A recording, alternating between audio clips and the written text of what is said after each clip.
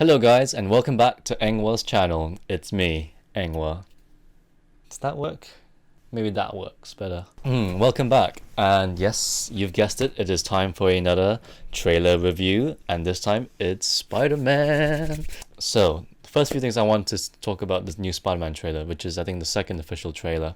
First things first, in the beginning of the trailer, I love the way how the suit wraps around his body. Like, wouldn't that just be easier if all our clothes could just be put on like that, just a little tap it and hit the microphone there?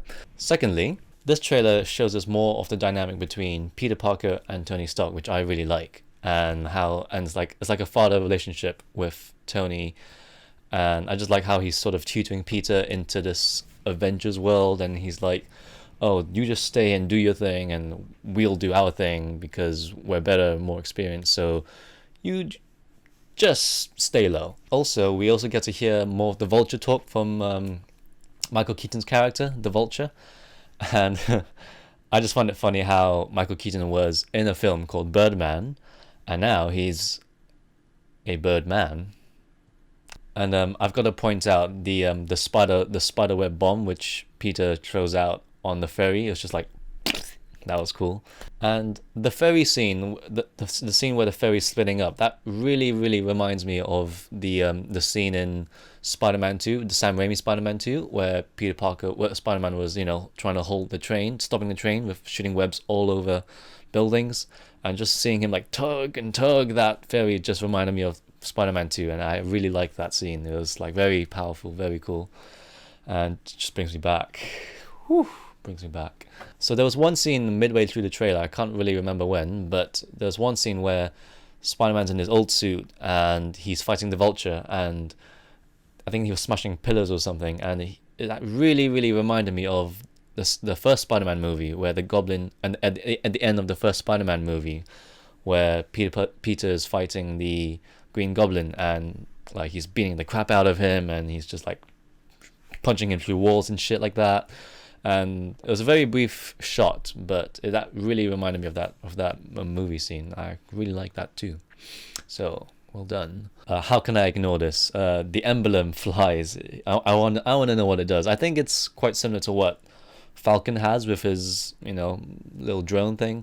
I'm pretty sure that he has the same thing, maybe, because I mean, I think all the technology the Avengers uses pretty much from Stark, and I wouldn't be surprised if they both did the same thing, but it's just so cute and so cool.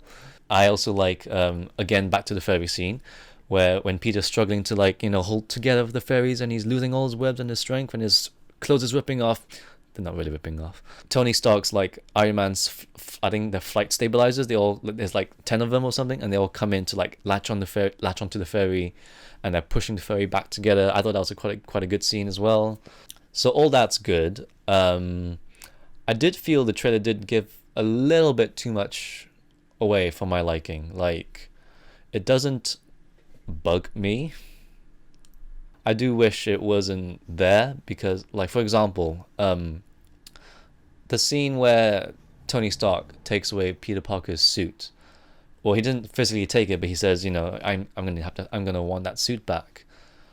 I feel like that scene should have been left for us to experience in the movie, not in the trailer, because it shows the character's journey and the character like change, or not a character change, but a decision point in the movie where something is taken away from the hero, and I feel like that shouldn't be in the trailer, and that should be something for us to see happen as the hero's journey goes along, if you know what I mean.